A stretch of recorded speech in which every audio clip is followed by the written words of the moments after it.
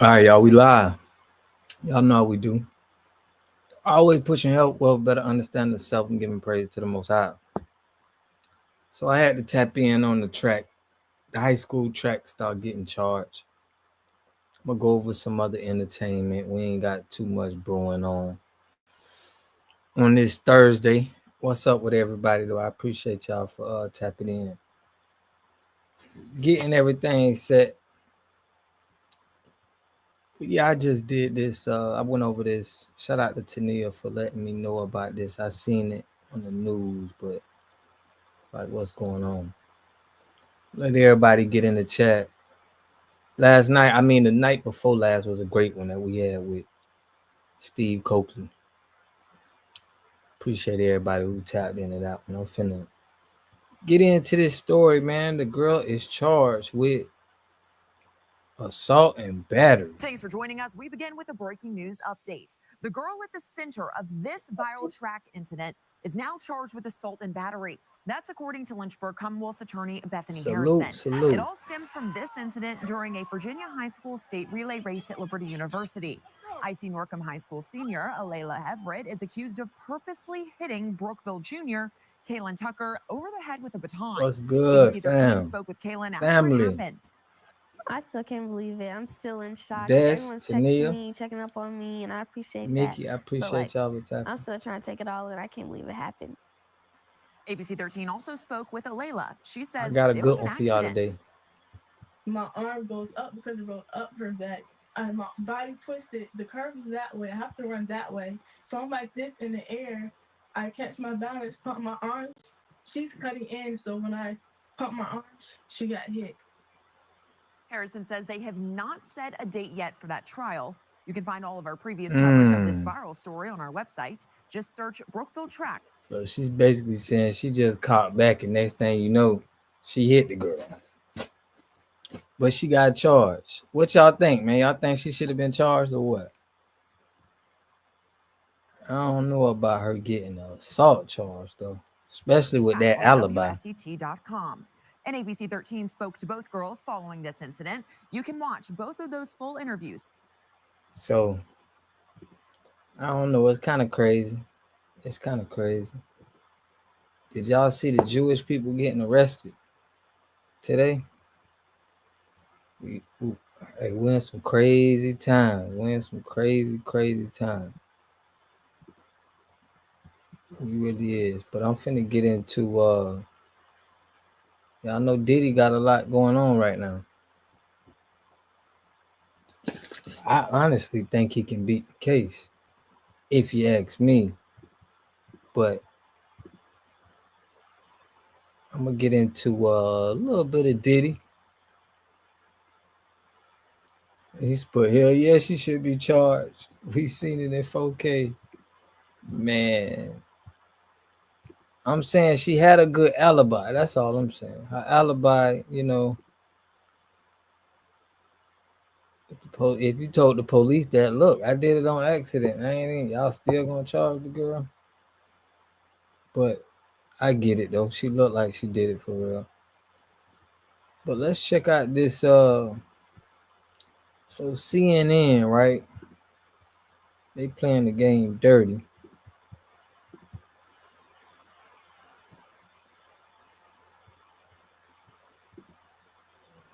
Sure is, man.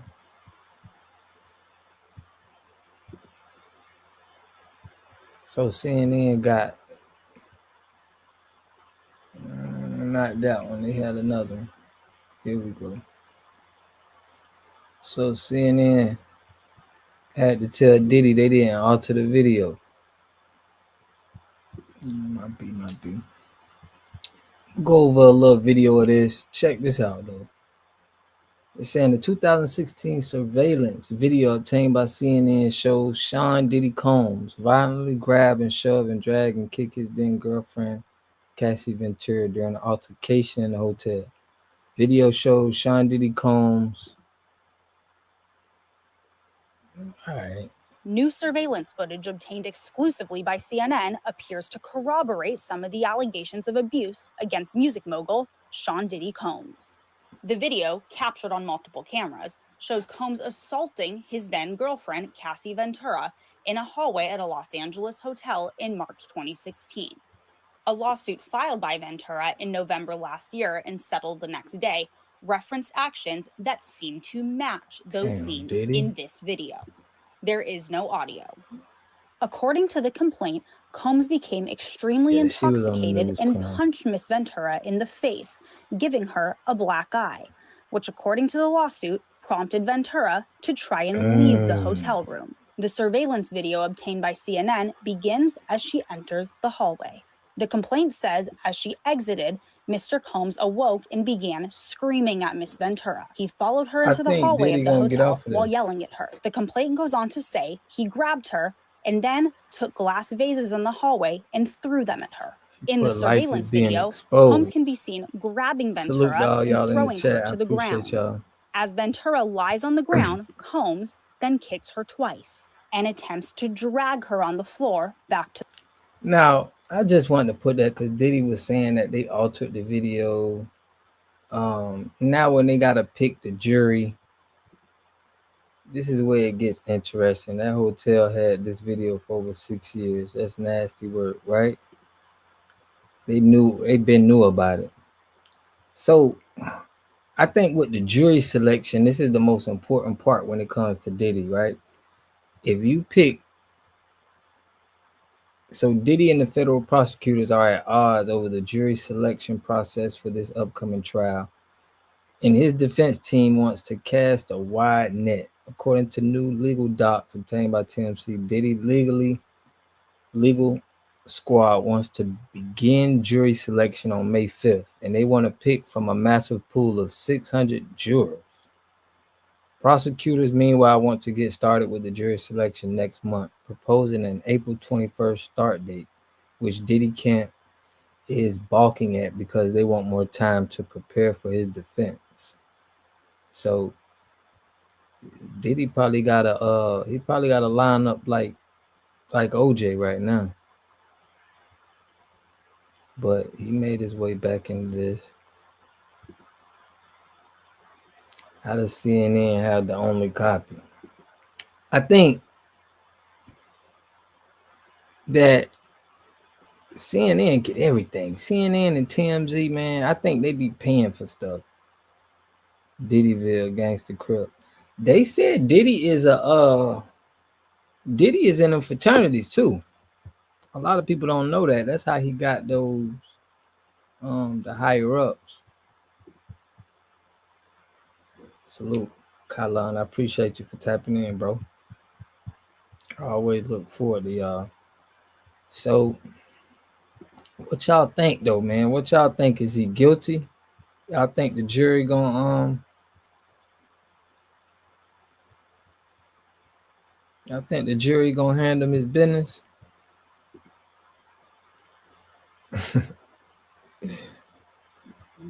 Diddyville Gangster Crip.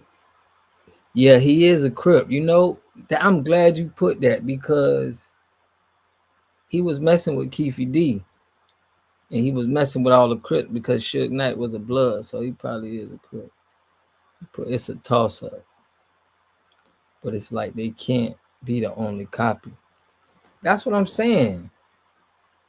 It can't be the only copy, bro.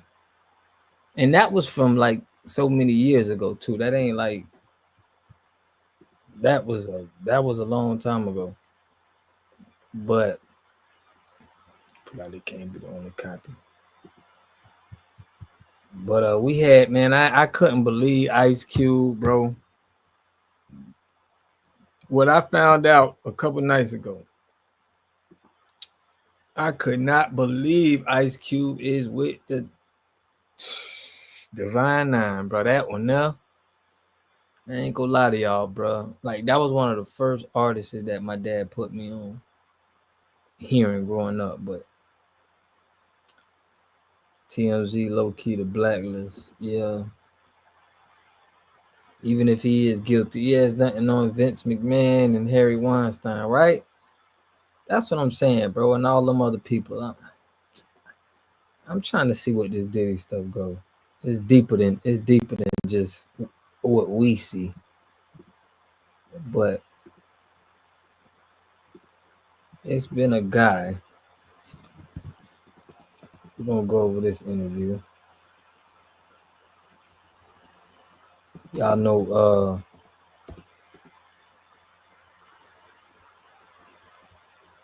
I did a lot on I came at Fat Joe heavy. Heavy. But I want y'all to check this out, because I got a lot of grief from when I called. They said I called in one of my videos, I called Fat Joe a scammer. I'm like, yo, bro, he scammed, because I rock with Cuban links. I'm like, yo, Fat Joe a scammer, bro. Man, people in my comment section on that video was like, yo, bro, how you gonna say Fat Joe? Like, I heard the wife. I heard what the son said. So check this out. I'm finna show y'all. This guy just came out and he's saying, like, yeah, he did scam. He did scam them the Pun family. Check this out. It's just kind of crazy that he tried to put an ultimatum up, and then the whole industry goes with it. Yeah. You know what I'm saying? Like, oh, I still can't mess with her, even though she was right. I still can't Over mess with 2 mil, they say. Yeah, check this out though, and not this is too with Angie Stone, because all I'm saying is, if you don't own your music, it's like Fat Joe looks like a Bolivian. First and foremost, for those who don't really know you, man, just give them a brief history about who is Goop. Yeah, nah, what you do. Because there's a lot of artists that might need to, hey, this the one y'all need to pay attention to, because we're going to go through that. I mean, I consider myself a publishing expert, you know. I've been doing this probably for about 20 years now. But I got man, they was homeless. I started off with an artist named probably Nature, and couple of other guys. Started taking people to court. I just started progressing, you know. Started doing my own thing. Got with the DMX estate, and you know, people know me for that. The Big Pun estate, and you know, I started getting clients. Probably after I took Fat Joe to court, I started getting a lot of clients. Got you. Yeah. So let's start there. Okay. You took Fat Joe to court. Wasn't that like Pun's like best friend? It doesn't seem like it to me, but I mean, you know. Oh, let's break it down. Yeah, because we all remember when Pun's mother was in the street, like almost about to be homeless. Well, what do you mean? They got her. She got arrested for robbing 2 banks. What? Yeah. Oh shit. Yeah, some shit we didn't know. No, yeah. Break it down. Hold on. I'm not saying that she was guilty for it, but she did get arrested for robbing 2 banks. Right. And she did that out in Florida. And she did that because of the lack of. So down here, Big Pun wife got charged with she got arrested. I don't think she got sentenced anything for robbing a bank. So is her. This is her royalties, like consultant. Lack of money. That's what it seems like. Yeah. That's what it seems like. That's the alleged story, you know. Sorry to say, but you know, I'm here to tell the truth about whatever. So, you know, I mean, you could Google it, it's public information. So don't hate on me. Got you. So let's go through. We're gonna walk through a couple of these cases. Absolutely. Big Pun, you know, a lot of people revere Big Pun as one of the best Mexican rappers, Latin rappers, whatever you want to say, of all time. Like a lot of people have him at that standard, right? And Fat Joe is the one that ushered him into the game. What happened? Take us through, number one, how does the publishing in his scenario work? I wasn't there, you know, for the whole time of what happened. I popped up around 2009, but I do know the scenario. I mean, according to Liza, after he passed away, Joe was telling her that, oh no, he owed me money. You know what I'm saying? Then all of a sudden, a bunch of fake royalty statements started to come biannually saying, you know, you're in debt, you're in debt, you're in debt, you're in debt. And then for about 14 years, from about 2000 to 2014, fake royalty statements was coming. 2000 to 2014. Yeah, fake royalty statements were coming, and but Joe used Jelly Bean Benitez as a publisher. Jelly Bean Benitez was Madonna's ex-boyfriend from the early '80s. He produced a bunch of Madonna records back in the early '80s. He remixed. So basically, what he's basically saying is they were sending Pun families like fake. He gonna explain it like fake statements to try to make it seem like they owe money. Check this out. So Pun is a scammer, bro, for real. Check this DJs out. now. Gotcha. He became a publishing. He's he's pretty good in the publishing business. So he kind of like specialized in recruiting Latin people, Latin writers. But basically they were sending her fake royalty statements. She used 3-4 lawyers before she met me. One was super popular, was telling her there was nothing here, basically. Once I got the royalty statements, the same stuff that they had, it probably took me like a minute and a half to see the deception. I called her up, told her I paid for the case, paid for the auditor, took him to court. Joe was all over the radio basically saying, I gave her $750,000. I gave her $250,000. I told the bitch, enough's enough. Everybody bought it and believed it. He had the big platform. He could call Envy or all these other people and go in their radio station and be like, look, she's lying. And, she can't do the same thing. You know what I'm saying? So everybody was like DMing her, bitch, get a job. He got you money for a hair salon, all this stuff. It was all lies and mediation. We had him admit that he never gave her $1 in his life. Oh, so he didn't give her no Nothing, money. not $1 in his life. He never gave her. Period. Damn. Well, how does So I mean, go on. For those who want to scam, bro, how would they get that off? I'm just curious. Yeah, I mean, there's ways to do it, but I mean, you just can't be that greedy in the royalty statement. You know what I'm saying? You got to put maybe 80% truth in there and 20% lies or something. But how you know do what I'm saying? But the whole statement was a lie. You know what I'm saying? How did he get that off though? Like, how do you get a fake statement and pay nothing for 14 years? He was finna pull out paperwork. Usually estates don't know anything and they're going to believe whatever comes to them. You know what I'm saying? That's all I can say. I mean, But at some point they got to cash the check though, right? What check? There's no check coming. It says that you're unrecouped and you owe $300,000. And then the next one, and then the next biannual might say, okay, you owe $300,000. The next biannual 6 months later might say, oh yeah, you made $8,000 in royalties, so now you owe $292,000. So it's a slow drip. You know what I'm saying? For 14 years. But like I said, took him to court. He's a scam artist. So listen, instead of if that was your boy, see, this is how the music game work. The people who sign you, they already know the game. So Fat Joe know what he doing with FBA. We're trying to solidify FBA because he done crossed with the Democratic Party. So we know that's how this is the reason why he coming at FBA, because FBA can claim hip hop. He trying to get a percentage. He's trying to get money. Just like he was trying to keep that money from Big Pun's wife, he's trying to get money and keep that money from FBA. Court probably September 2014. By the time I think March, we were in settlement by the time March 2016 came. He was in mediation. And I mean, according to him, there was never a court case. He was on Drink Champs and other platforms basically saying, I went to court and the judge said, what are you doing here? And I walked out. He basically on the platform saying that there was no court case. I don't understand that. Then you got Miss Jones, who was on the platform also saying, she was on Drink Champs also saying that Big Pun gave her all the publishing and that the wife and family owned no publishing. And I was about to sue the whole gamut, but the only reason I didn't is because Noriega, because I like Noriega. I didn't want him to get involved. So, I mean, the only reason they didn't catch it was anybody else because of Nori. Honestly, they should thank Nori. Right. Honestly, at the end of the day, because I like Nori. He has nothing to do with this. But the only reason I didn't put fire on that.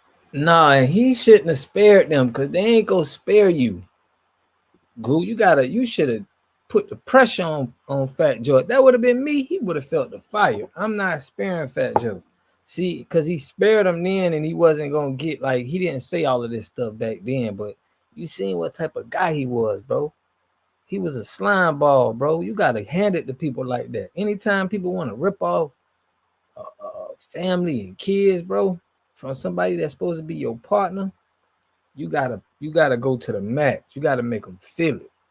You can't be nice guy, but see, that's what we is. We be so nice, bro. We be trying to be nice, and we be trying to, like, you know what, we gotta stop that, bro, because everybody else, they giving it to us. If they, if we on the other side, like, they gonna give it to us. So we gotta, like, because that could have ended a lot of stuff from what he's saying with FBA right now. If he would have put that pressure on him right then and exposed all of that. Them, it's because of him. Was there anybody else that spoke out besides his mom or Big Pun? Big Pun's wife? Yeah, was She got no support. She got zero support. Yeah. You know what I'm saying? She got zero support. There was nobody there for her. Oh well, I think DMX might have talked to her a couple of times, you know, and but not to like give any money. She wasn't expecting that, but like, you know, she might have spoke to one or two people, you know, and said, "Oh, I see what you're going through," or something like that. I think Little Kim might have reached out to her one time or something like that. But all the other guys that was Pun's friend before Joe, and now they're friends with Joe, I mean, they just let him lie. A lot of people, I noticed a lot. And that's sad, bro. Like, how y'all even, this is what I'm saying, right? Right, all that black gray stuff is over. This is what I'm saying. And people was hollering at me when I was like going after Fat Joe's sponsors, BET, and clicking everybody up to send him emails. They telling me like, yo, bro, we ain't doing that, bro. We gonna give it to him, because if you gonna rob somebody and you gonna be talking down on people, we got to get you up out of here. We can't have people, you know, just because they famous, we ain't gonna give it to them. No. A lot of these guys like to be lied to, you know, and they don't want nothing to be involved. And when you see she's in a homeless shelter and stuff like that, there's nobody, even though she got vindicated through court, nobody reaches out to her. You know what I'm saying? Say, "Oh, my bad," or straight up what happened, or anything like that. And then you know what else Joe did? What? This was crazy. So after we come through and rescue and get that money back. You get what I'm saying? And I like what you said, though. You said FBI, yeah, he came and helped her out. But any of them guys who hanging around Fat Joe right now, and you know what was going on back then, you a sucker too, bro. If you ain't check him, you ain't say nothing to him, you know what was going on with Big Pun's wife. Only person I seen speak up was Cuban Links. I gotta salute him. He's the one who exposed all of this. But anybody else, if you was around, hanging around Fat Joe, like what this guy talking about around all of that time, you is a money, what do they call them? Groupie. You a money groupie. That means you will hang around somebody even though they do somebody else wrong just because they got money. That's what he got hanging around him right now. If they was Pun friend before this and ain't give the wife no money. After, you know, we were trying to do a Big Pun movie and stuff like that, right?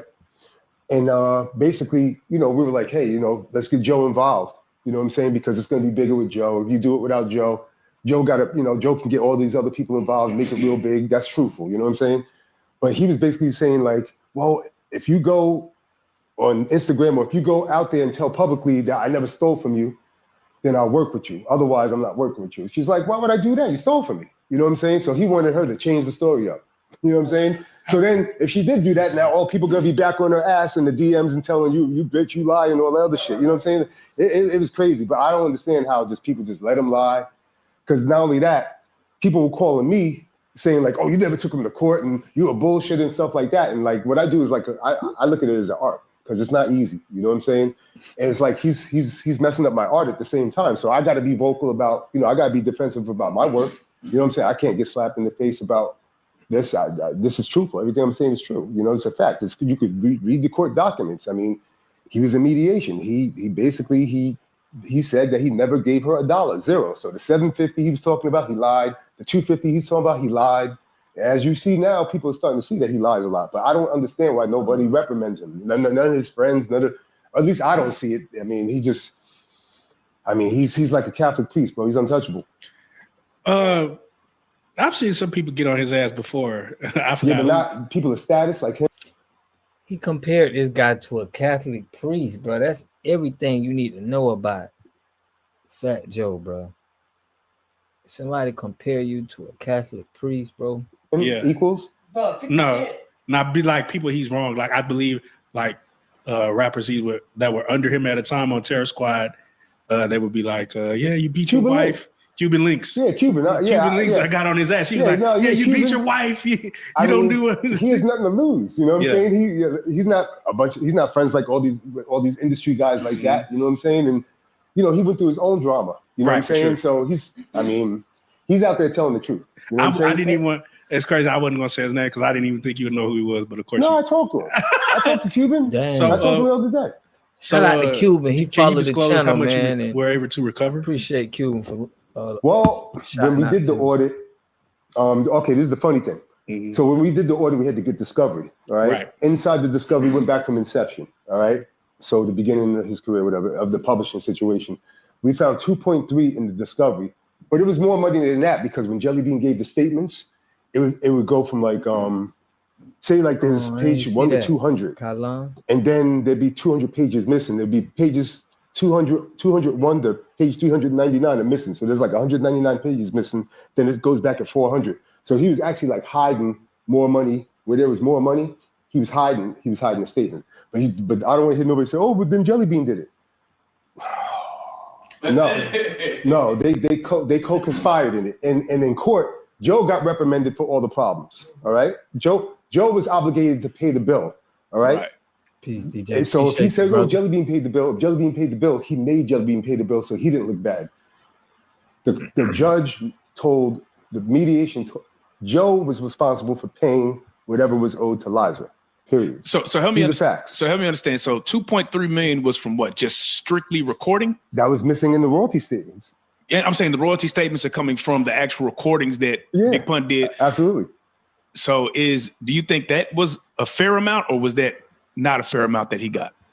Do you think he was more? It was more because there was pages missing in discovery. All we did was settle. You know what I'm saying?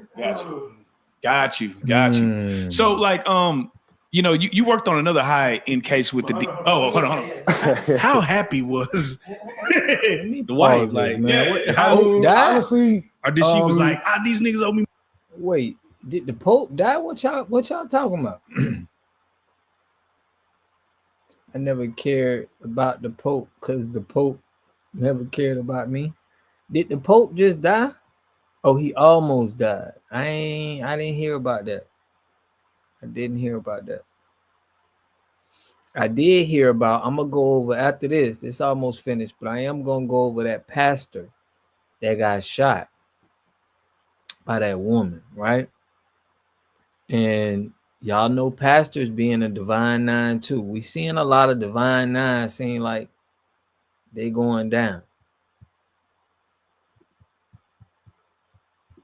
More?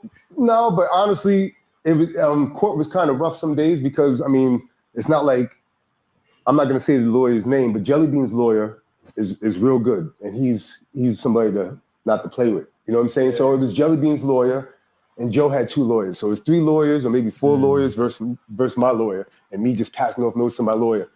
You know what I'm saying? But there was some nights, some days it felt like like we were going to lose the situation, and then some day, because what happened initially was when we first made the draft, in order to have a court case stick in federal court, you have to have a $75,000 value or more. All right.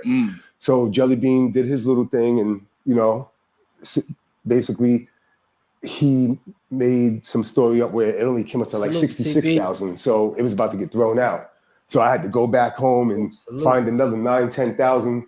So, and then get it back to 75,000. So it stayed in court. You know what I'm saying? Then from there, we were able to rock on and get the discovery and everything else. And it came up to like I said, we got an auditor, it came up to 2.3. And that was shorts. You know what I'm saying? Now ask me this, right? We talking about Fat Joe. We all know Fat Joe's repping the streets, right? Did you ever fear for your life? 2.3 million is a lot. People get knocked out for way less. I've had. Man, ain't nobody fearing no Fat Joe. Listen, all of that. I don't like when people ask questions like this. Ain't nobody scared of these clowns. We gotta start putting this stuff out. But when we have to ask questions like this, bro, it's just this ain't what we doing. I don't like that. Nobody's scared of no Fat Joe. He's just a scammer, bro. He ain't. All of this is acting. He ain't really. I've had problems before. You know what I'm saying? With other sources. I'm used to the shit. You know what I'm saying? There's got to be somebody on the right side of history. You know what I'm saying? I can't. What am I to do? Bro, we at the bottom, bro. If I didn't do this, what kind of walk out situation our she door be in and right get now? killed on You know what I'm some saying? stuff. Get into She'd an still be at argument. the homeless shelter, but she just have a regular minimal job.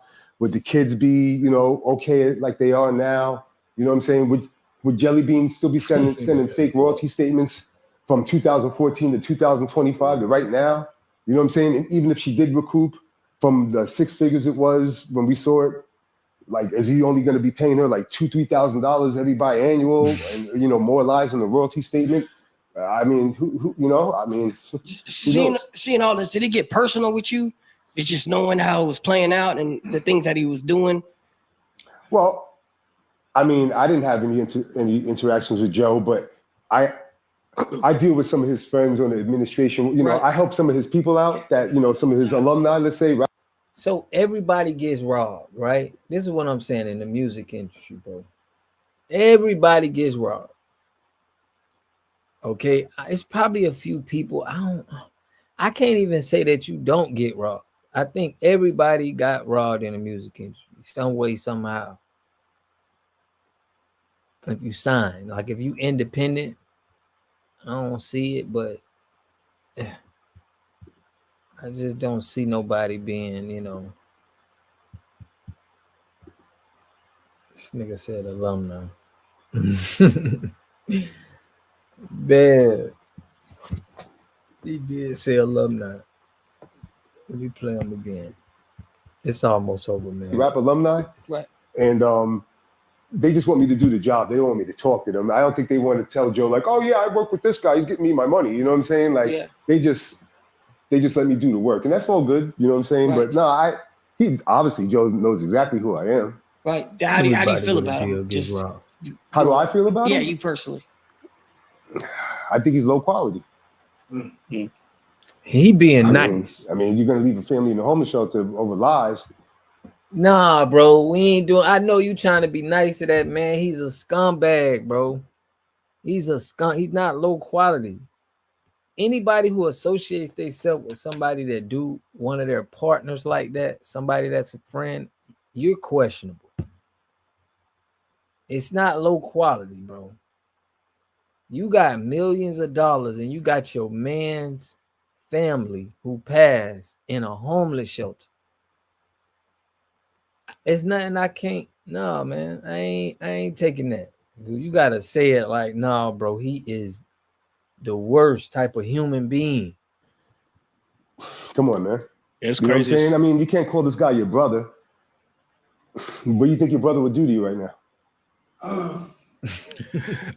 So does she still? Is she still able to recoup from? Yeah, we got him out. We got her out the picture from from the former publisher. With the judge. The judge gave Joe shares to Liza. So whatever shares that he had publishing wise and whatever he had rights wise. That's awesome. She got it. You know what I'm saying? That's awesome. So I mean, trust me, she went from a bad situation to having places in multiple states. You know what I'm saying? So I mean, it's I heard from her the other day. I mean, she don't have no complaints. She has no complaints. Did she ever hit you, throw you like a little bag, like, hey, I ain't good looking? Well, I mean, I got my money back for what I invested in stuff like that. You know what I'm saying? And we actually worked on the audit and stuff like that, and everything's working out. You know what I mean? So, but like, yeah, this way, whether they do a movie or not, she don't really care. Yeah. She's good. The kid's good. You know what I mean? She's like whatever. But it's just kind of crazy where he tried to put an ultimatum up. And then the whole industry goes with it. Money. Yeah. You know what I'm saying? Like, I can't mess with her. I still can't mess with her. Even though she was right, I still can't mess with her. That is crazy. Wow. That is crazy. Like I said, he's like a Catholic priest, man. I feel like. Let me show you why I stopped paying for all my other sample libraries. This is Arcade by Output. This thing has sounds. Definitely hip hop, man. It feels like there's certain people that it's just like no matter what they can't do no wrong. New Yorkers say, just off subject. Do you think like he should be able to say nigga? What'd you say? You think he should be able to say nigga as a Puerto Rican? I'm just fucking with you. Yeah. From the environment I'm from, I'm so used to it that it doesn't even measure my head.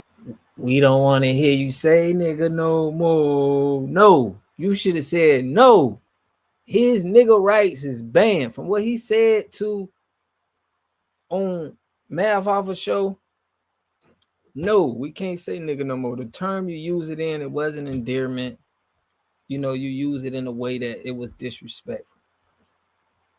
In my opinion, we don't want to hear you say the word. See, Gongo Goo, you straight. You gotta stand on it, bro. I know you trying to get some work from rappers and stuff to help you with that publishing. You're publishing, but listen, man, you can't hold back on these lanes like that, man. You gotta give it to them, bro. That is wrong. You know what I'm saying? For real. Yeah, man. If a white guy said it, yeah, but like right. a guy like him, he's so cultured in this. Yeah. Nah, man. Nah, his culture got revoked. Nah, bro.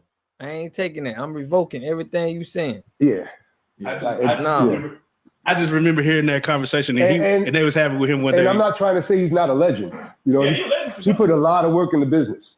You know what I'm saying? So I'm not trying to discredit him on that end. You know what I'm saying?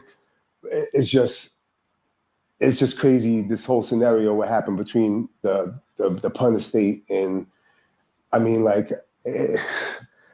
I can't even say if it's, like he's managed by Rock Nation. Yeah, it's tough right there. I just don't understand, like, so how, they're just gonna let him do what he does. You know what I'm saying? It's all about the money. No one cares about nobody in this business. I'm telling you, like, I might have, during the holidays, I might have loaned 3-4 rappers money. You know what I'm saying? They won't even go to their own friends, their own alumni, because they'll make fun of them. You know what I'm saying? If they went to their man like, oh, a fellow rapper, like, yo, I need some bread. I know you 20 years of this and that. They're going to come to me, so it's more secret. Right. You know what I'm saying?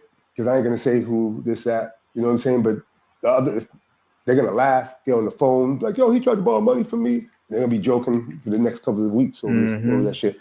So, like, I just, from my experience, man, it's crazy, man. Now, I understand what people saying, like, yo, no, man, he can't, like, and there's people in New York, though, John, I seen that was, talking to Fat Joe saying that they don't feel like for what he did, he can't be saying the word nigga because it wasn't an endearment, bro, how he was talking about FBA. He still ain't apologized for that, too. I don't know who gave him that N-word card.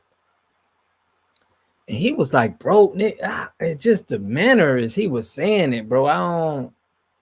It didn't seem like, it seemed like it was more of he's a white Puerto Rican, bro.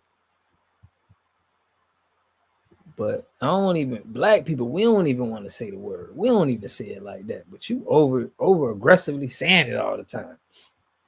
Like, they be saying nigga more than black people for real, bro. Like, they don't even be saying it like that. To get around them, they be nigga this, nigga that. But check out this, man. Chill, man, exist. So now this pastor Ricky Floyd, right? Say he be doing stuff in the community, but he at the bar late night. He late night at the bar. To me, I remember that. What to me? Check this out, man. We got to get into this. Shooting this morning in South Memphis kills a beloved pastor from Frazier. Police say Ricky Floyd died just after 1 a.m. outside Mama's Bar and Kitchen on Kentucky, right at Crump Boulevard. They say Floyd and a woman were seen arguing before she shot him. Tonight, 42-year-old Samantha Marion is charged with voluntary manslaughter. Now, we do not know yet exactly why the trigger was pulled.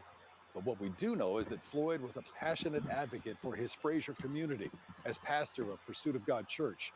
Floyd also started programs and businesses meant to improve the lives of others, especially young people who needed guidance, in his words, to stay on the right path. Fox 13 continues our team coverage here at 6, first from Pastor Floyd's home church, and he also from some of the businesses that he helped build, both now part of his legacy to improve his community. He's been a father figure to me. 58. Like I said, over 25 years. And so I don't know. It's just got not, signature bar. Not words that we really can say. It's just that we got to do it. We got to keep fighting for the legacy of this man who did so much great in our city and for so many people to help us. Sounds like it was a love triangle. Words from Commissioner Charlie Caswell there. Now, legacy is one of the words that kept coming up today as we talked to people about Floyd. His positive impact made the pain of his loss all the more difficult to handle for members of his pursuit. But what's crazy is Fox 13 investigative he was reporter Kayla known Solomon is in the live. community. Now, Kayla, tonight there was supposed to be their midweek service. Yeah, Daryl, but I was told earlier today that midweek service has been canceled. I'm gonna show y'all he now was this a complete closure of this campus is see happening what at least sorority for he the rest was, of tonight. fraternity. Now we know my that bad. this is the location that Pursuit of God Church has been in for the last 5 years, but I spoke to some church members who say they knew Pastor Ricky Floyd much further back than that. Very heavy. I'm sure everybody's seen it. They hard feel the same way. Heavy hearts, but still full of prayer. We understand that our heart is heavy. As people showed up Wednesday to Pursuit of God Church to pay respects to Pastor Ricky Floyd. He was my pastor for about 10 years. He had a good impact on the community due to the violence and bringing the teenagers together. He's a great person in the neighborhood. He helped so many people out here. Fed a lot of people. He fed people. He did a lot. What's Among good, the Trev? mourners was church member, friend, and Shelby County Commissioner Charlie Caswell. Shout out to my guys. Moved his church anywhere. He stayed planted here in what is one of the #1 violent zip codes in our community to Purple fight for logo our children and suspect. families, so we can change the narratives and outcomes that we see happening in our community. I wouldn't be who I am. I wouldn't be the man that I am, because I was that young boy. One of them, he said 20-some years ago, that was headed down the wrong road, but Floyd saw something in me that he saw in so many of these young men. Caswell said his emotions stem from the void he and other Fraser leaders will now have to fill. This is going to be hard. This is going to be hard. And for us as a community, again, the legacy of who he was, the things that's happening in So the he out here community spending the is church what this money. man fought for. Man. Now, of course, the campus here at Pursuit of God Church is not only home to the church services. That's what I'm but there are a saying. number He of in a nonprofits fraternity. that work out of here, I'm including trying to- the Husband Institute, which Pastor Floyd started, as well as Agape Children and Family Services. Daryl. That is investigative reporter Kayla Solomon live in Fraser. Hey, YouTubers, if you have at least 10,000 So- subscribers, or maybe you earn one of these, I have some great news for you. This I'm year, trying there are to new click this, y'all. My opportunities. bad. So I'm trying to see if he's I'm trying to see what's his fraternity real quick. Let me see.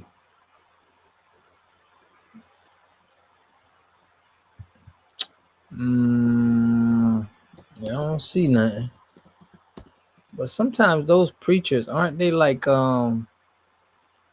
Masons or something? I don't see nothing about Mr. Ricky Floyd.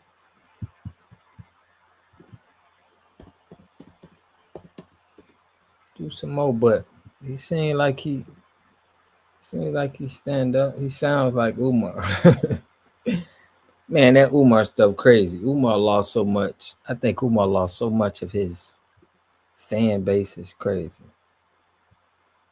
But yeah, another preacher. I think the preacher, the Divine Nines, we got to get rid of. We can't let these people be the leaders no more, because they not. We see they ain't living right. King Luther. But man, that Ice Cube, y'all, that last video, Tania, you wasn't on for the last one that we had. Maybe you've seen it, but to know that Ice Cube was a sorority member was just like, dang, bro. That one hurt. I ain't gonna lie to y'all.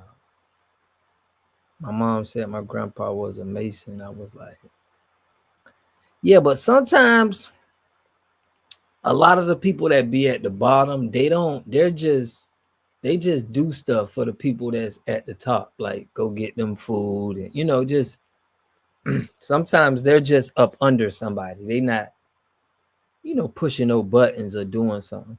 They just a part of the game. You know what I mean? We made a song talking about he a wizard recently. Oh man, that's crazy. Oh, nah, we're gonna check that out. We're gonna check that out. They put no rank. Pops was a Mason. Yeah, that messed me up too. Yeah, they ain't got no rank. So it's like just like Angie Stone. That's how I felt about Angie Stone. I felt like she was in it, they repping it, but they don't have no, to them it's not a bad thing. They don't even understand it yet. You know what I mean? They just thinking they pledging something good until you got to do something. But it's a lot of people denouncing. Now these people denouncing are they smaller people. They're not the big people who got jobs like Jasmine Crockett. She ain't gonna never denounce. You know, Stephen A. Smith ain't gonna never denounce.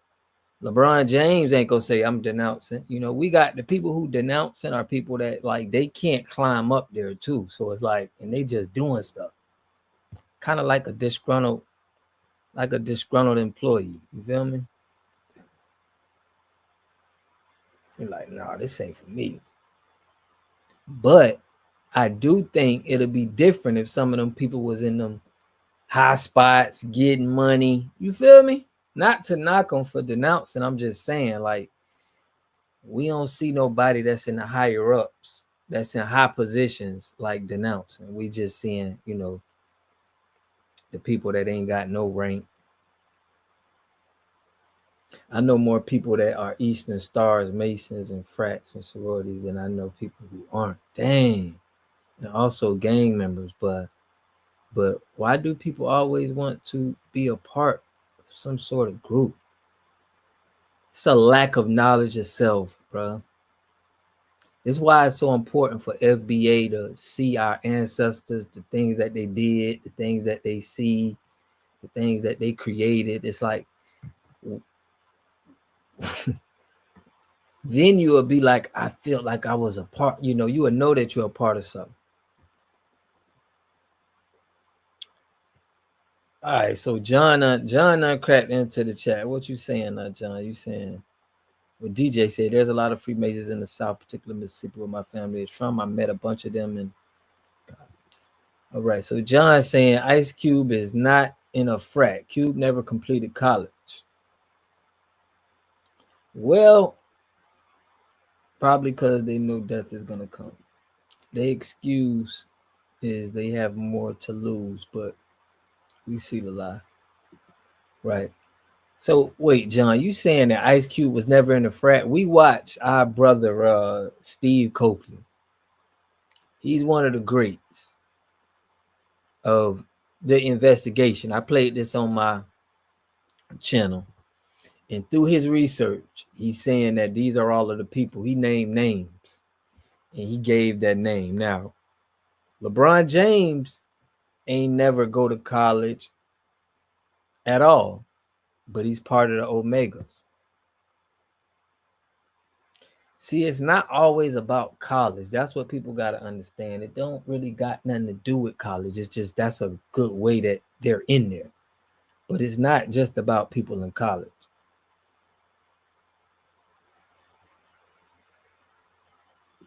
I think if you got more to offer to the organization, you're going to get in because you're an influencer. It's like they play games probably like that. So you can't, everybody don't got to be. Yeah, you ain't got to go to college to be connected, bro. This is about power, money. It ain't just about college, bro. See, but people think it's about good because they use good. It's just like politics. When they want to steal money from us, they're going to find a good cause to tell you about. Like I gave y'all my experience. I'm in water treatment. So I know all about the water treatment stuff that's happening in cities and towns. Biden was saying he got these environmental packages that they spending on the people, and it was billions of dollars. And they kept putting in there water treatment infrastructure. It was like 3 times. We haven't seen no money go to nothing. Like I test water every day. I'm seeing what happens. There's no infrastructure that's putting into no cities, nowhere where they're trying to clean up the water. Our water is actually getting worse time and time because we're building more houses, we're building stuff. So what I'm saying is people think because they hear something good that a politician or an organization is doing, and they'll tell you, like people from the Divine Nine, oh, we help communities, we do turkey drives, we do all this. And we be like, bro, do you know that you can do some real stuff that's gonna really help the community? I'm sure y'all smart enough to come together and come up with a sophisticated plan and to just pass out turkeys before Thanksgiving. It's like the people who fall for this stuff too is like, it's crazy, bro. No common sense. But he put, John said, how do you get into a frat if you've never been to college? How did LeBron get into a frat? Google LeBron James fraternity. And it's going to tell you he's with the Omegas. He never went to college.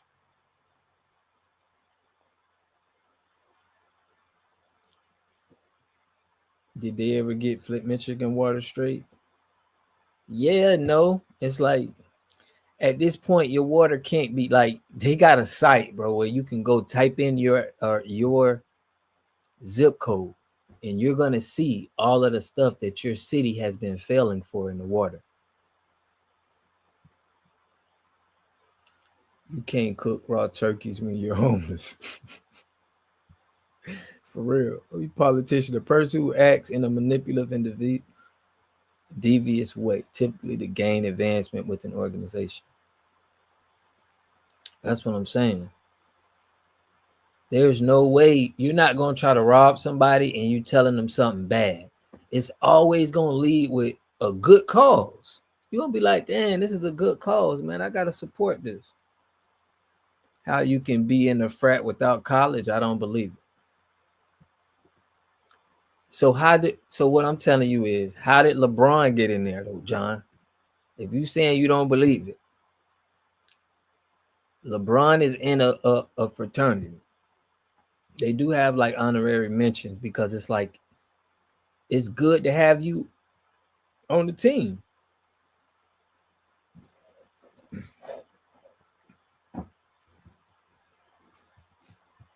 John, have you been into a frat? Honorary mention, honorary membership. Yeah, man, that's a lot. They will recruit you if they can use you. Exactly, bro. Like, you think just the NBA players wanted LeBron? No, all of the real teams out here want LeBron too. The secret societies want him. These companies want him. They want him on their team. Honorary is not membership. Now I understand. Money, connection is all you need. Man, he need to, John. Boy, I wish you would have watched that video with Steve Coker. But since you saying this, we're gonna get over. I'm finna show you now how this works. So we can get a good idea and we can know what's going on right now.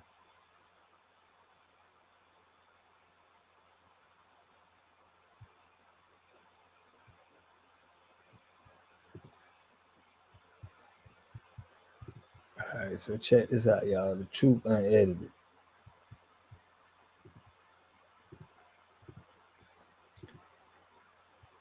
But some people think that all the information, I was, from what Angie Stone just said, from what happened to Angie Stone, guys, what I said that you can commit crime through Divine Nine because these people hold secrets.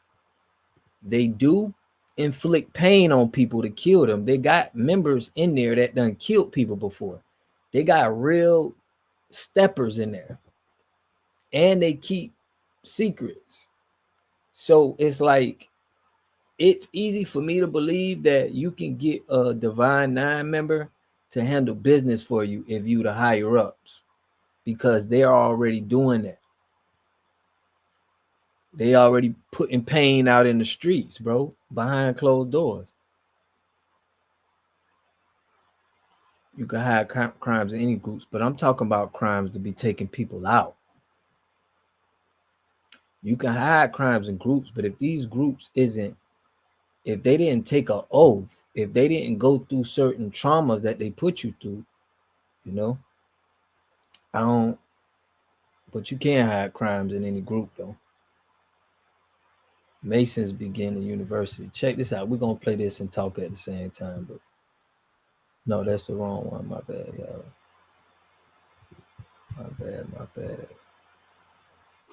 Groundbreakers and trailblazers have always, in so many different ways, been connected to the Black fraternity and sorority organizations, including the great Shirley Chisholm, who was a proud member of the Delta Sigma Theta sorority. I have always been a catalyst for change. The founders of these organizations, while they perhaps could never have envisioned that one day we would ascend to the highest levels of power and authority in the land, including within the Congress and now the White House, but I certainly know they dreamed it and believed that they were laying a foundation for great things to occur. But because of my HBCU and Divine Nine family, I know I'm never the only person who looks like me or has had my life experiences.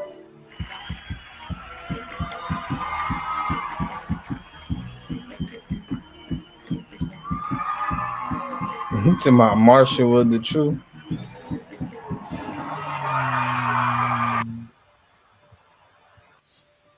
Okay, so in that last video, the intro to this subject, I explained how we got to the beginning of the Divine Nine organizations.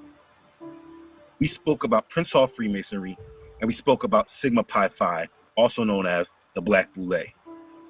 In that video, I laid the foundation of how we got to the Divine Nine. But as I examined all of that history I had to go through, it was clear that I needed to break this video up. This video right here is going to go over how the Black collegiate Greek fraternities and sororities began. If you did not watch part 1, please stop this video and click this link and go back to that video, because foundation is important when you're trying to understand a subject. But with all that said, let's go over the history. Let's begin. A big boule tattoo. Yeah, he got the Greek tattoo. letter fraternities. The last part of history we left off with was the creation of Sigma Pi Phi on May 15th, 1904 in Philadelphia, Pennsylvania. The first Black collegiate Greek letter organization was the Alphas, and they were founded December 4th, 1906 at Cornell University in Ithaca, New York. It's important to note that the first 2 Black Greek fraternities were not started at HBCUs, which stands for Historically Black Colleges and Yeah, but he did say, John, notice what he said, Black collegiate, but this didn't start with us. Our ancestors before this wasn't doing this. This is the first of its kind. Thank you for it, brother. I don't want you to just feel like it's Black so we could just be like them. This isn't our lineage. This is not something we should be partaking in, period, bro, in my opinion. Universities. They were started at predominantly white universities. And yeah, I guess that makes sense if they were joining together in order to develop unity amongst the racial challenges and barriers that they faced. But even with that in the mix, what also needs to be understood is that these founders of these Black Greek letter organizations were not inspired by African Americans trying to make their place in the world. Greek letter organizations in America existed long before the Black Greek letter organizations started. If you want to understand this subject, you need to understand the Greek letter fraternities that were established first. In this publication, called the Scottish Rite of Freemasonry Southern Jurisdiction USA Journal, in the September/October 2016 edition, it has a very interesting piece about Greek organizations. Again, to be clear, this is a Freemason publication. The article is titled, "The Greek Rite, a survey of undergraduate fraternities founded by Masons." The article starts off like, It would probably surprise many to know that quite a few Greek letter fraternities had their founding by Freemasons. This is worth exploring, if only because of the vast mystery and societal misconceptions that surround these fraternal organizations. The idea of a college fraternity had been established in 1750 with the formation of the Flat Hat Club, FHC, a secret society which was literary and social in nature, but not Greek. So you trying to tell me if this started in 1904 with the blacks, so you saying the black was trying to be like the white Greeks, and we had them started all the way up to 1920. From 1904 to 1920, the Red Summer started in 1919. Our black towns and our black success was starting to burn down from 1919, 1921, from all through the 20s. Our towns burnt down. You mean to tell me none of these black Greek groups, nothing came out of that? Like they couldn't step up, and all of this organization they doing, they couldn't do nothing to at least speak out about this? This is what I'm saying. Like, FHC was the forerunner to fraternity life at the College of William and Mary, the second oldest college in the United States. FHC was founded on November 11th, 1750 at the Raleigh Tavern in Williamsburg, Virginia. The society was active from 1750 through the early 1770s, when membership dwindled. The first collegiate fraternity, Phi Beta Kappa, had all the characteristics of today's fraternities: a motto, a ritual, a badge, principles of high idealism, a bond of friendship and camaraderie, and an urge to share the organization's values through expansion to other campuses. These are all specific Masonic ideals and goals. Okay, so let's put this in our understanding that the first Greek collegiate fraternity was Phi Beta Kappa. I've actually heard of them, though I knew little about them before this time. You actually might have heard of them too if you watch programs like The Different World when you were growing up. My part, because of his 3.999 GPA and all around business as a student, is being inducted into the highest of honor societies. Phi Beta Kappa!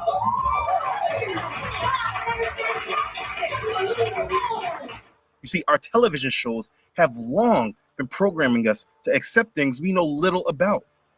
In episode 25 of season 3 of The Different World, Dwayne Wayne got inducted into Phi Beta Kappa. It was so much of a big honor that his mom, who was played by Patti LaBelle, came down to support him. He couldn't come, but I wasn't about to miss my Phi Beta baby. What I'm saying is that we have been programmed to accept these organizations that we know little about. They put it in our programming and they make us know about it, even though they're not telling us what it is. It's time that we at least become informed of what it is we are accepting. The article goes on to explain that on December 5th, 1776, a group of undergraduate students attending the College of William and Mary in Williamsburg, Virginia, met informally in the Raleigh Tavern. They had decided to establish an organization that was unlike any other fraternal group on campus. The organization will be dedicated to the promotion of friendship at its basis and benevolence and literature at its pillars. This group eventually would be named the Phi Beta Kappa Society, a fraternity that many credit with the tradition of naming American college societies after initials of secret Greek mottos. Hence, so right there, what I'm saying, like they was starting this in 1776, bruh. So when black people were getting onto it in 1900, 1904, they already mastered this. They've been doing this for hundreds of years. Now we got black people around here talking about their Greek letters. It's like, I can't believe y'all standing on just black people. Y'all are puppets, and I think they playing us by having them acting like they Greek. Greek letter fraternities. What many do not know, however, is that Phi Beta Kappa's origin had a strong Masonic influence. While the principal founder, John Heath himself, was not a Mason, as he was only 15 at the time, another co-founder, Thomas Smith, was a Mason. Smith belonged to Williamsburg Masonic Lodge before he joined Heath as a founding member of Phi Beta Kappa. Within the next year, 9 of the founding members will be raised as Master Masons, and over a dozen of the subsequent 50 members will be associated with both organizations in the years to come. Okay. Another article found on another Masonic site, Tennessee Lodge of Research, in an article about Freemasonry and the development of Greek letter fraternities, it explains how Masonic symbolism and philosophy had a strong influence in the early development of many of the so-called Greek letter organizations, so commonly seen and accepted on college campuses throughout the United States. In some cases, the influence is little more than an association of ritual and secrecy. But in many cases, the relationships between Freemasonry and college fraternal organizations are strong and even enduring. Although not sanctioned by or directly connected to Freemasonry, Phi Beta Kappa patterned its initiations, oaths, and modes of proliferation after those of Freemasonry. 2 of the founding members and a total of 10 early members of Phi Beta Kappa were Freemasons. Similarities between Phi Beta Kappa and Freemasonry are easily seen. First, both organizations held their meetings within a shroud of secrecy. Freemasonry and Phi Beta Kappa both required new initiates to take voluntary oaths of fidelity. The oaths of Phi Beta Kappa mention the holy evangelist of Almighty God and a supreme being, both of which are commonly referenced in Masonic Lodge ritual. The 3 Greek letters stood for Philosophia Bio Kybernetes, love of wisdom, the guide of life, a parallel to Freemasonry's reverence for light or knowledge. In the Phi Beta Kappa ritual, the founders named friendship, morality, and literature as essential characteristics. These are closely related to the principal tenets of Freemasonry. Before I continue, I think it's important to understand that the other article stated that these Greek letter organizations, when they have these initials of these Greek letters, these initials are secret Greek mottos. They're just not Greek letters with names. They have secret meetings, and this is why they chose the Greek letter organizations. I think that's important to identify with. But let's be clear. The first Greek letter organization in America is influenced heavily by Freemasonry and holds many of Freemasonry's practice and ideals. This was that same organization I just mentioned in a different world. Before we move on to the Divine Nine, let's look at another Greek letter organization. Beta Theta Pi, also known as Beta. I bring them up because they will be referenced later when speaking on the Alphas. Beta Theta Pi was founded on August 8th, 1839 at Miami University in Oxford, Ohio. It was founded by students who had previously been members of the Aristotelian and Union literary societies that had greater aspirations for their own organization. In the organization's publication, Son of the Stars, a manual for new members of Beta Theta Pi in 2020, it speaks on the founding of this fraternity. It first speaks on Phi Beta Kappa, of course. The founders of Phi Beta Kappa, the first Greek letter society, were required to be well-versed in Greek language, culture, and history. Consequently, they were aware of the central importance in Greek cultural history of an institution known as the Mysteries. The Mysteries were spiritual organizations to which only a select few were admitted for rites of initiation, for it was initiation that revealed the central teachings and philosophical wisdom of the ages.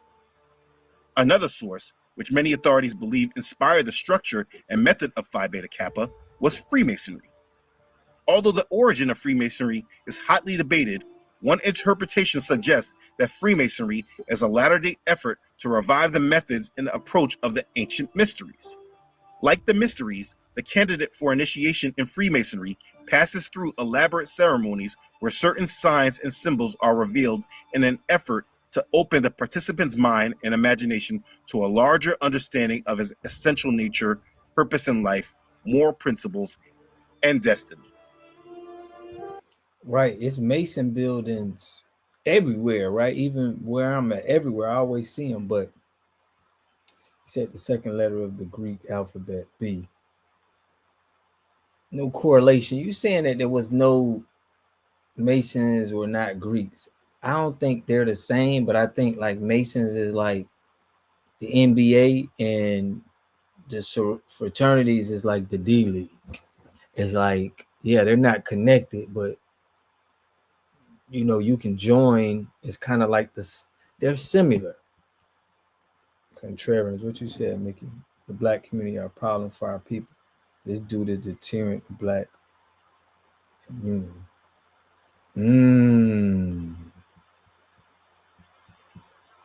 Yeah, man. They feel like you out here agent. Let me play this. My bad, Okay, let's just cover that and put this in your foundation. These organizations chose Greek because they were taking part of the mystery religion. This is a part of paganism that goes back thousands of years, back to Egypt and further back to Samaria and Nimrod. I've spoken about this extensively. They chose this culture in order to secretly go back to the mystery religions in which only a select few were admitted to know and understand. You must make sure you get that. But let's keep reading. Why the Greek language?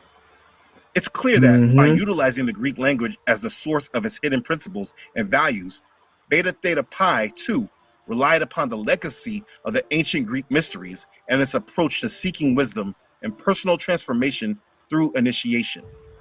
Founder John Rodney Knox recollected, I came across an old book giving an account of some of the secret organizations of the Middle Ages. Their nightly vows and pledges were given, with some curious sketches of their inside working and their secret history. And I might also say, of course, very much interested in these ancient brotherhoods. The initiations he found were inspired by the medieval Knight Templars who came to be a formative influence on modern Freemasonry. Thus, Beta Theta Pi in its original constitution drew inspiration from the mysteries, Knights Templar, and Freemasons. And I think that needs to be clear. So this fraternity, Beta Theta Pi, also drew inspiration from what they call the mysteries, from the Knights Templar and Freemasonry. We'll note this for later. You should also know that the Knights Templar were burned at the stake and accused of being devil worshippers. But that's another topic. I did go over that in another video.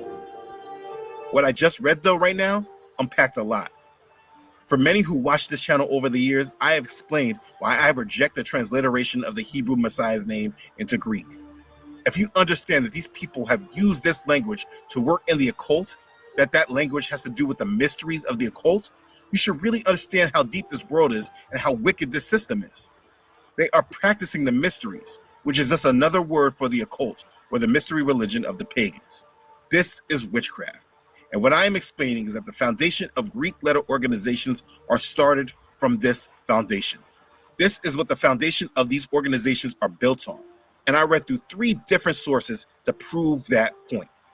This is why they chose Greek. And so we're going to move on. I think it's important that I lay that foundation.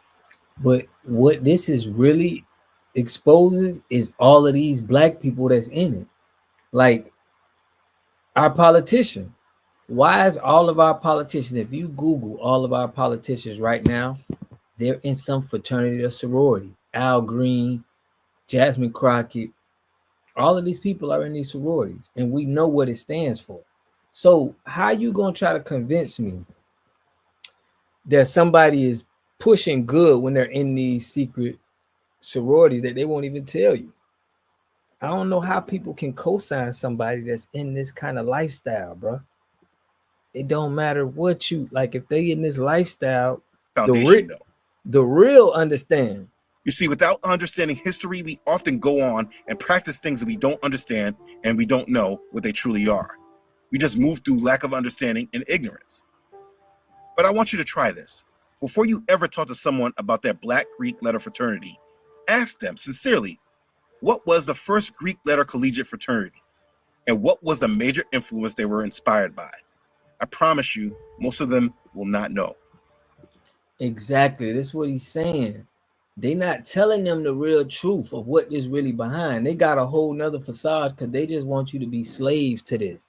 They want you, they need a lot of slaves and they need a lot of influence because they need people to want to come into this thing.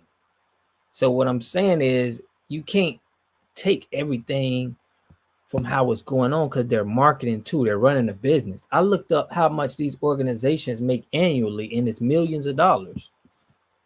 They got tens of millions. These Black Greek organizations is getting millions of dollars, but none of these people at the bottom is not making no money from the organization. They're just paying yearly membership dues and they doing whatever these people need them to do. They don't have to pay them. They don't have to do nothing for these people. They don't have to do nothing for them. Now, in that article, I want to go back to one point that they said so we can move on. The article said Phi Beta Kappa had all the characteristics of today's fraternities: a motto, a ritual, a badge, principles of high idealism, a bond of friendship and camaraderie, and an urge to share the organization's values through expansion to other campuses. These are also specific Masonic ideals and goals. So please note some of the Masonic ideals and goals, because when we explore the Black Greek fraternities and sororities, we will see that they were influenced by these same Masonic ideals. They have a motto, a ritual, a badge, principles of high idealism, and an urge to share the organization's values through expansion to other campuses. So just remember those ideals. And let me be clear that the Alphas, the Omegas, and the Sigmas, 3 out of the 5 male fraternities of the Divine Nine, are all mentioned in this magazine as being founded by Freemasonry. This is not to say that the Kappas or the Iotas are different. Please don't make that conclusion because it's wrong. I'm just saying. So he's saying this is all founded by Freemasonry. So it those is 3 a connection. are in this article. That article was not comprehensive. But okay, let's not jump ahead. Now that the understanding of the first Greek letter organization is out of the way, let's go over the Alphas. Alpha Phi Alpha. We'll start back at that article. Alpha Phi Alpha was the first intercollegiate Greek letter fraternity that was established solely for African American men on the campus of Cornell University. In December 1905, principal founder Charles Poindexter met with 15 students, which included Vertner Tandy, a Prince Hall Mason from Lexington, Kentucky, and George B. Kelly, who was also active in Masonic circles and also an employee of Beta Theta Pi, in order to form an organization that developed leaders and promoted brotherhood, along with advocacy for social issues throughout their communities. To be thorough, the founders, who they call as the jewels of the fraternity, are Henry Arthur Callis, Charles Henry Chapman, Eugene Kinkle Jones, George Biddle Kelly, Nathaniel Allison Murray, Robert Harold Ogle, and Vertner Woodson Tandy. In my search of each member, 2 of the 7 were confirmed Freemasons. Like I just read, Vertner Tandy, a Prince Hall Mason from Lexington, Kentucky, his dad was the Grand Master of So now I'm like, why was John trying to say that they ain't connected so hard? They don't got no connection. When now we seeing that, I think that's the next level. So if you in there, 2 of them are Freemason, because these are the guys that are really, they moving the needle. They really know something. These are your heads of the heads. If you a Mason and you into that, it's like you something else. And this is what he ain't saying. So it's like, let's get it. Several lodges. Appreciate it. And George Biddle Kelly was very active in Masonic circles. He served as first master of Mount Moriah Lodge number 25 in Troy. He was the district deputy Grand Master of the Grand Lodge of the state of New York, and he was a 33rd degree Mason of Utica, Consistory of Scottish Rites. Now let's also understand their influence. George Kelly, who again was the founder of the Alphas, was an employee of Beta Theta Pi. If you remember, this was a Greek letter organization I brought up earlier. So understand, he was already around the Greek letter organizations that were established already in this country. I think it's important to understand that point. The Black Greek organizations are not pioneers. They are assimilators. They attach themselves to ideas of the people who enslaved their ancestors. Being a part of a Black Greek organization is not being a part of an African organization. I'm going to say that again. Being a part of a Black Greek organization is not being a part of a Black African organization. So don't mix me with that. You hear what he's saying? I don't care how much you love Jasmine Crockett. I don't care how much, how smart Stephen A. Smith is. I don't care how much you love LeBron. They are on the opposition. That's all it is, bro. We can't claim people to be black, bro, when they representing Greek. We need to do something and say, listen, if you claiming that black, if you claiming that Greek stuff, that's what you claim. Don't speak on our culture, our lineage. Don't go into these office and politicians and trying to talk on and speak on us, because you already took a pledge. We don't trust you. You're not one of us. And this is the problem, bro. We got the slave masters, employees speaking for us. This is what's going on today. And until we have to get every person, if you Divine Nine, any of that, you need to step down out of political positions, because it's treason. You trying to serve Greek life, then you gotta take another oath for America. You ain't have to take no oath for black people. It's like you ain't even a part of us no more. You took 2 oaths to 2 institutions that has nothing to do with helping us, bro. Until we get that out, that's what's going to change things, when they can't put Divine Nine and represent us, because those are the only people that represent us. They gatekeeping these positions. We ain't never getting no regular black person speaking like I'm speaking in a political field that's able to talk to people. They ain't finna let that happen.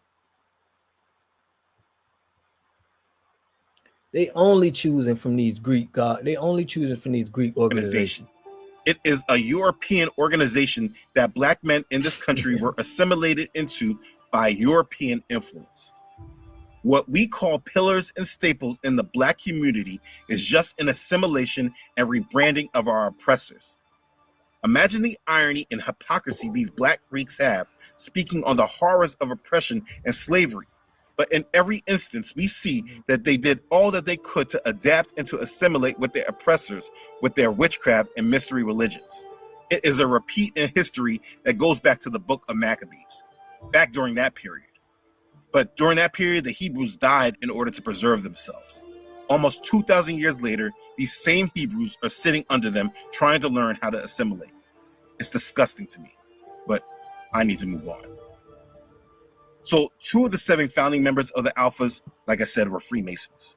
And one of them was an employee of the Greek letter organization on his campus, Beta Theta Pi, which he was not able to be a member of, but he was able to learn about what they did and how they were structured. Now listen, I cannot say this for sure, and I want to be clear that this is where I am injecting my opinion, because this is not in the history books.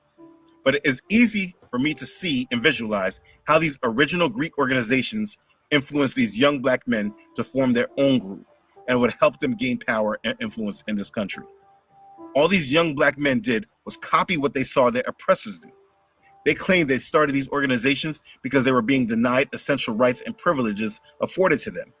They said because racial isolation on predominantly white institution campuses created the need for African Americans to align themselves with other individuals sharing common goals and ideas. But that's not true, because as we see, one of the founders of the Alphas worked for the white Greek organizations on their campus. The isolation that they were dealing with was that they were not able to join those groups, so they created their own groups. Just like the founder of the Boule, Minton, said, he wanted to create an organization which would partake, in his own words, of the tenets of Skull and Bones at Yale and Phi Beta Kappa. Be clear, this was assimilation. People conformed and sold out, and then they made it popular to us. Yep. But let's examine even more of what was part of their influence. Do you know that the Alpha's first initiation was done in a Masonic hall? Yes. The organization held its first initiation in a Masonic lodge in Ithaca. In Ithaca, the hall served 3 different organizations. New the York. Ithaca chapter of the Prince Hall Masons, the Grand United Order of the Odd Fellows, Red Man's Lodge. The legend of their initiation has it that while they were in the Masonic lodge, they opened up the lockers and used various Masonic regalia that was found inside in order to enhance their ritual. The fraternity also used many Egyptian themes, such as the Great Sphinx of Giza and their regalia and their symbols. So just put all that together. They performed their initiation in a Masonic lodge. They used Masonic regalia to enhance their own ritual. Oh, yes, they performed a ritual. You remember we discussed earlier that this is part of a Masonic ideals and practices. They even use Masonic symbolism. Now, I really want to move on and discuss the other fraternities, but I don't want to rush through this. Online, I found a copy of the rituals. Right? It's a reprint from 1976. That's a real Let me connection. read you some of the things it says. The name Alpha Phi Alpha and the monogram AOA, as originally established, meant the first and leading brotherhood of the Ethiopians. But in addition now means the first and leading brotherhood of the Ethiopians to open its portal to the fellowship of mankind. We have chosen this name for the following reason. The word Ethiopians refers to a people who are among the oldest inhabitants of the earth, the fathers of Egyptian civilization and religious culture. Let's be clear. This is why they chose the Greek letters AOA in Greek. It's because it had a meaning, like I said earlier. There's secret meanings in these letters. They are mottos. What we are reading right now are people who either knowingly or unknowingly, it doesn't matter, they denounce their true heritage and they attach to a nation of people that have nothing to do with them. And they attach to their mystery religion, which is paganism. But let's read more. The Sphinx of Giza in Egypt, particularly its head, is our emblem. We have chosen it for the following reasons. Now they list A, B, and C, but D says, the head of the Sphinx is of Ethiopian caste, thereby symbolizing the ancient and honored peoples of mankind. The Ethiopians were leaders of their day. Now let's examine the deception, because so many of these alphas claim to be religious men of God who are believers in the Bible. Now be clear, regardless of if they know who they are or not, they have attached themselves to the Sphinx of Egypt, which in fact, when you understand this pagan mystery religion, the Sphinx represents Ra, a form of the sun god, which is the incarnation of royal power and the protector of the temple doors. But in plain understanding, Ra is Lucifer. This is their symbol, and they have tied themselves to it. I'm going to be clear, because with all this information being presented, it could be overwhelming, and maybe you want to give these men the benefit of the doubt. No, and say, we ain't giving nobody the benefit of the doubt. Now let's be clear. That's why I spent so much time explaining the foundation, because these ideas of Freemasonry and the mystery religion would not be new to those who were Masons, or those who were influenced by Masons, or worked with other organizations who study the mystery religions too, like those other Greek letter organizations. But either way, what they knew or what they didn't know, who cares? Do you think that it is really going to matter to Yahuwah when they stand before him knowing that they chose the symbol of Ra to represent them as Ethiopians instead of being set apart to Yah? I don't think so. It's like joining the KKK. I am Yahuwah, your Elohim, who brought you out of the land of Egypt, out of the house of bondage. You shall have no other gods before me. That's Exodus chapter 20, verses 2 and 3. If we say we have fellowship with him and walk in darkness, we lie and do not practice the truth. That's 1 John chapter 1, verse 6. So standing in front of him with these charges against us is pretty scary, to say the least. It does not matter what you know or you didn't know. Our job is to choose Yahuwah first and make him the priority. And if we do this, we will not and cannot accept that type of influence. But let me keep reading, because it's important. Remember when we talked about Freemasons' ideals and goals? We spoke about rituals. That's what we're reading right now. We just spoke about the symbol, the Sphinx. They also talk about the motto, which the Alphas have as well. Their ritual says, we have adopted the motto. First of all, servants of all, we shall transcend all, for the following reasons. Reason B was, in the dawn of civilization, the Ethiopians were widely held to be the special favorites of the gods. Reason C, because we are heirs to the laudable traditions that cluster about the name Ethiopians. And D, as Ethiopians were first and leaders in the brotherhood of nations in the world, so are we among the first college men in the modern world to bind ourselves together for the purpose of promoting culture, fellowship, and justice for all mankind. I mean, they are giving me so much to unpack, but let's be clear about it. I just spoke about whether maybe they didn't know what they were doing. This section clearly shows that they do. They chose Ethiopians because they feel Ethiopians were widely held to be the special favorites of the gods. They knew what they were doing. Bible 101, in the most basic form, knows that we do not and should not care about those other gods. And we just read scripture not to put other gods before Yah. but it is written clearly in their rituals that they clearly do this. Mm-hmm. This whole ritual contains massive details. Let's look at some of the order of their initiations. Section 1. The candidate shall be directed to report at a very definitely specified place. He shall be instructed to enter whether lighted or not. When he arrives, the place may apparently be deserted and darkened. As the candidate advances, he shall suddenly be accosted and mystically addressed. The oath of secrecy shall then be administered by a brother designated by the president. I want you to remember, we're talking about the Alphas, the Black Collegiate Greek Organization. This isn't Freemasonry. Section 2. The candidate shall be blindfolded, teaching that out of Alpha Phi Alpha, men walk or stumble through business or through life, blindly missing much which should be seen, used, and enjoyed. Section 11. You hear that? The candidate shall kneel and eat food prepared by the gods for Alpha Phi Alpha men, oysters or cold raw macaroni. Section 15. Brought to light.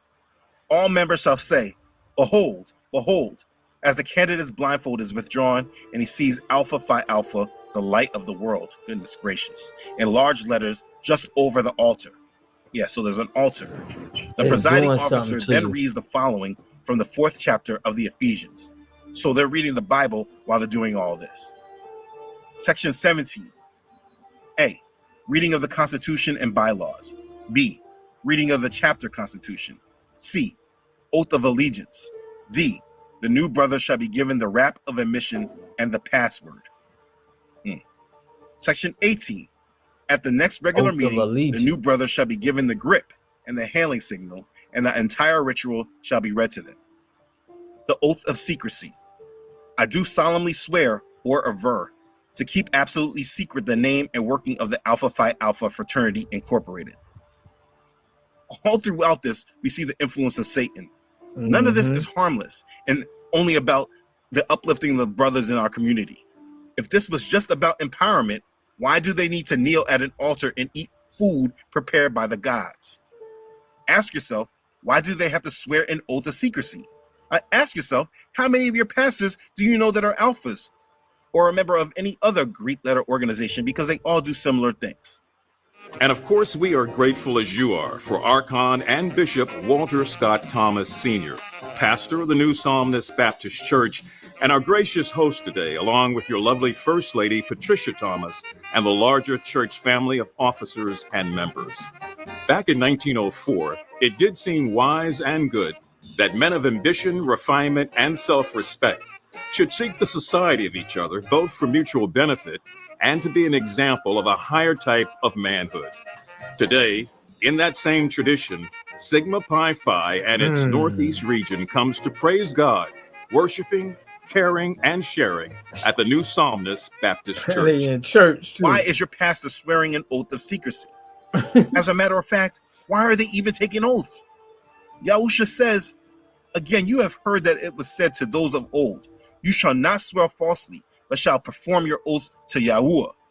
I say to you, do not swear at all, neither by heaven, for it is God's throne, nor by the earth, for it is his footstool, nor by Jerusalem, for it is the city of the great king. Nor shall you swear by your head, because you cannot make one hair white or black. Matthew chapter 5, verses 33 to 36. I mean, we keep finding examples of rebellion against the word. I need this to be clear that there is nothing in the Bible that supports these organizations. There is nothing in the Bible that supports these organizations. The Bible, however, shows that these organizations are in direct opposition to the word of Yah. This was just the first Greek organization, and I assure you that we're far from finished. For time's sake, I will pick up on these other organizations later, Yah willing. I want it to be clear as possible that these Greek letter organizations are an introduction into witchcraft, and people that have taken these oaths and performed these rituals have declared that they are at odds and they're enemy of Yah. Assuming that you yourself are a believer in the Bible, they are on the opposite side of your faith, regardless of what they want to say. All these organizations are tied together, and as I have went through this history, it is all influenced by Freemasonry and the mystery religions. I don't care how many of them go to church, how many of them call on Jesus and speak spiritually. They have made oaths. real oaths at altars, pledge themselves to these organizations. They need to be spoken to, and this reality needs to be given to them regardless of how much they want to deny it. They know the oaths that they took, and if they are in denial, you're going to have to pray for them. We cannot attach ourselves to this witchcraft and expect Yah to accept us. And I personally think deep down, each one that has made these oaths know that they are in the wrong. That's why many of them are so heavy in the church and so big on speaking against oppression. But they are also so emboldened by the strength of these organizations in Black culture that they're torn. They want to believe in Yah, but they also want to be found strong in the Black community. And these organizations are very big within Black culture. These people are compromised. None of that church or religious stuff that they do matters if they are still tied to these organizations. If they keep their letters and have not denounced their oaths, they are still tied to the God of Freemasonry. This is why repentance is so important. If you did not denounce, you the devil, bruh. I don't care how cool you talk. Like he said, if you didn't denounce, shout out to Layla Jenkins. She denounced. She be having a lot of people on her channel. I let us listen to that. I think the last time I went live, but yeah, if you ain't denounced. The Bible says, test all things, hold fast what is good, abstain from every form of evil. That's 1 Thessalonians chapter 5, verses 21 and 22. And if through this video you cannot see the evil that is attached to all of this, you are deceiving yourself. For real. No man can have two masters, and some of you are so double-minded that you think you truly can. And I know many of you are like, well, I'm not part of the Alpha, so this doesn't apply to me. It applies to you. This was the first one. I will be going over all the other ones. Don't get it twisted. I went to great lengths in research to tie all this up so that there can be no confusion.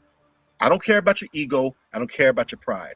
If you love Yah, you need to understand him and his will for us. And you need to serve him more than you serve these organizations that you've tied your life to. And sadly, you tie your children to as well. Because many of you know you pass this wickedness onto your children so they can follow in your footsteps. Sacrifice them. For all true believers, I charge you all to be unambiguous with those that you know that are in these organizations, but also claim to be saved believers. Call out the hypocrisy, absolutely, but help them through love, not anger or strife. Right. Let them see the error in their ways and help them repent from it, but do not coddle or enable them. This is some serious stuff. We need to make Yah the priority, not everyone's feelings and their ego. We are preparing ourselves for the kingdom. And let me say this because I think it needs to be made clear. No, I do not believe that everyone that has joined these fraternities or sororities are evil.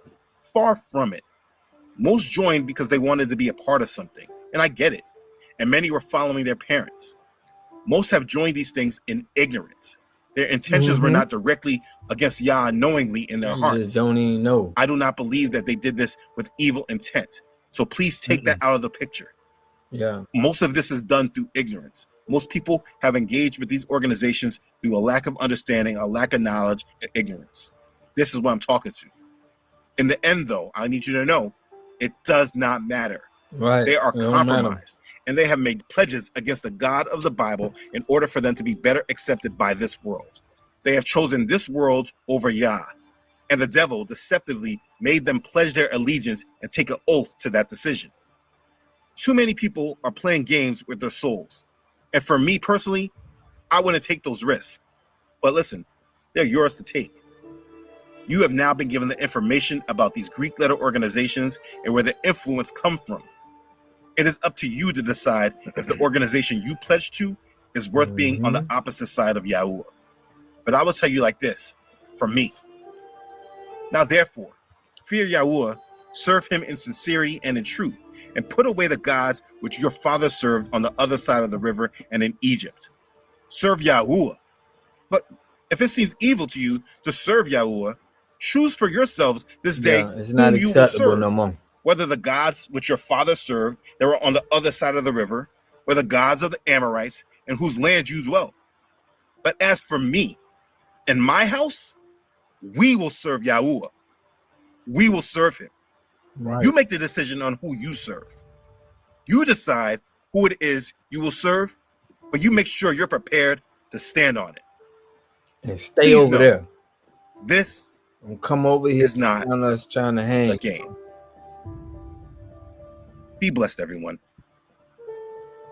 Hallelujah. Right. Praise Yah.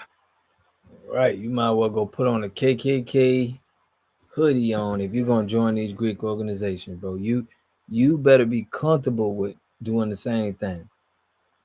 The crest on your uniforms. This is so much game. I'm soaking in like a sponge. Yeah, man. Listen, we are the ones that's gonna make the change. So we're trying to form our group to do something.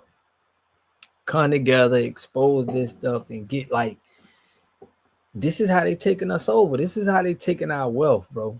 We seeing our wealth getting stolen from us, from the music industry, from politicians, our art that we created, our farms.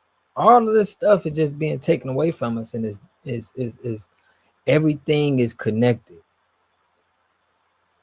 So it's a lot that we're battling against. It ain't just one sector. It's like we got the boule, we got the police, we got. It's just a lot, bro. We've been passing out grace like napkins. Yeah, man. And I used to be like that for my people. Like, yeah, but they, they my people. Yeah, they black. But now, no. I want to know your credentials, your lineage. Like, what are you standing on? Any organizations you with? And those organizations also was an underground railroad for tethers to infiltrate. Yeah.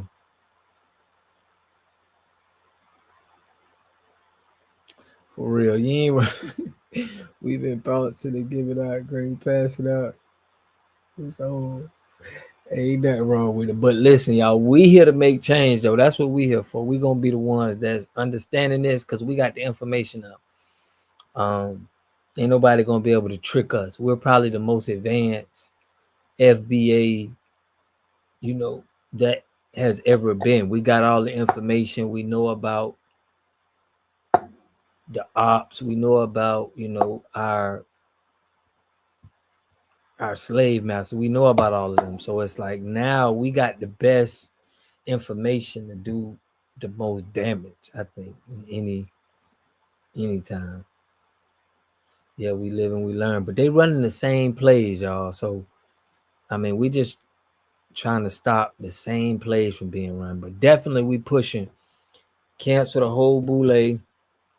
But most importantly, we also trying to stay connected, man, and trying to stay connected so we can do what we got to do to put all this stuff behind us. So Mickey Wright had me windmilling in the living room when I first put together Prince Hall Freemasons. Yeah. Man. So it's 12:29, man. Just put by John and come back in. Man, I appreciate y'all. Y'all join the Patreon, man. I'm gonna put it in the link, man. Y'all jump on the Patreon. Not on the Patreon, I mean the Discord. And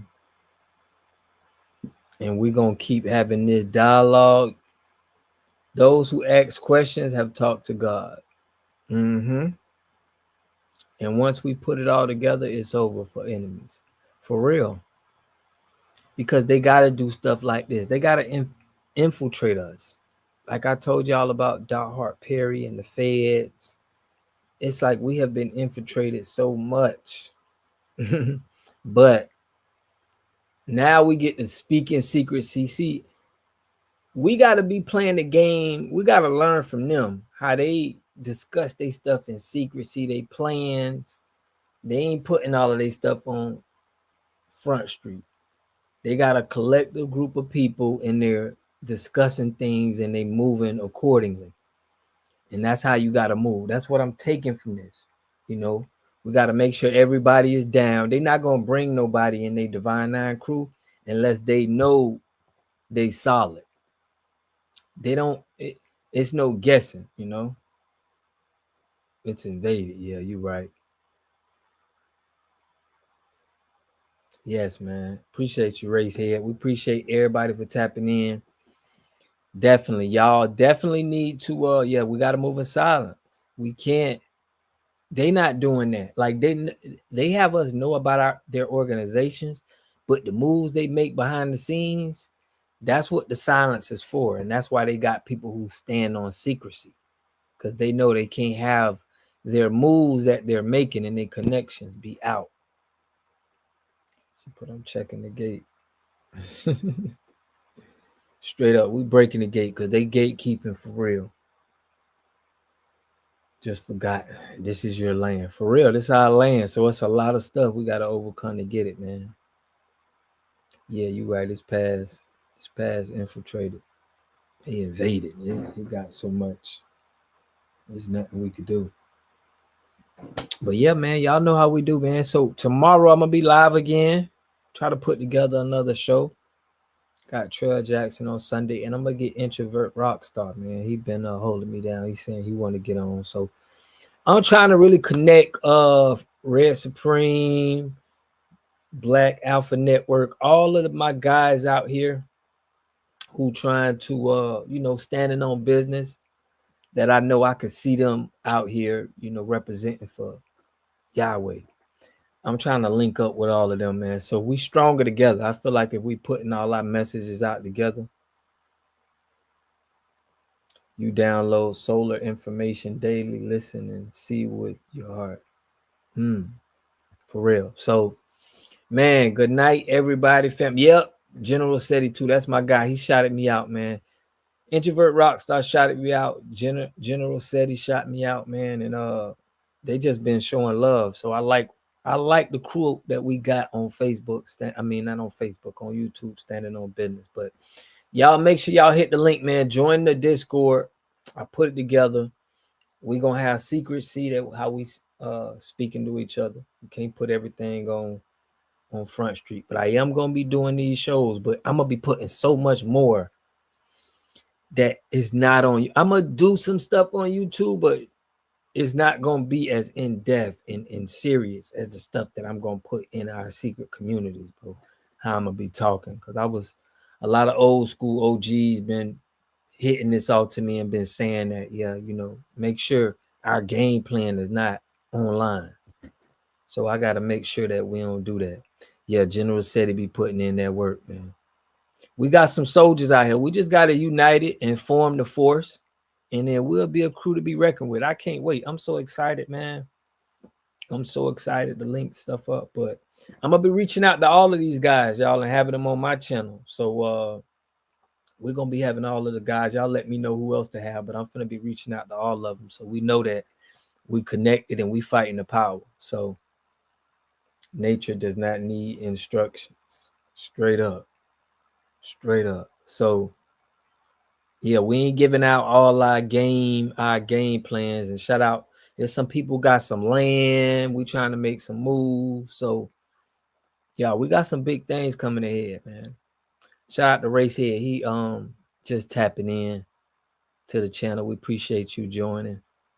So listen, we do this I don't do it every night, but I try to do it every other night. The Zell Doja. I was on your live. It's Zell Doja. Okay. Man, good night. Peace and love to all of y'all. I will see y'all tomorrow. We're going to get on. I'm going to find something that we can talk about. We all can connect and unite. I like how we all unite and connect with each other too. I like how y'all be in the chats and really be reaching out to each other. So listen, let's have another party tomorrow. Y'all know how we do. Always pushing health, wealth, better understanding the self, and giving praises to the Most High. So I catch y'all on the next video. Yes, appreciate you, DJ, man. Y'all been showing up every time. So y'all lock in. Let's stay connected and let's get to it, man. We got some great things headed for us. So peace and love, family. I'll catch y'all tomorrow.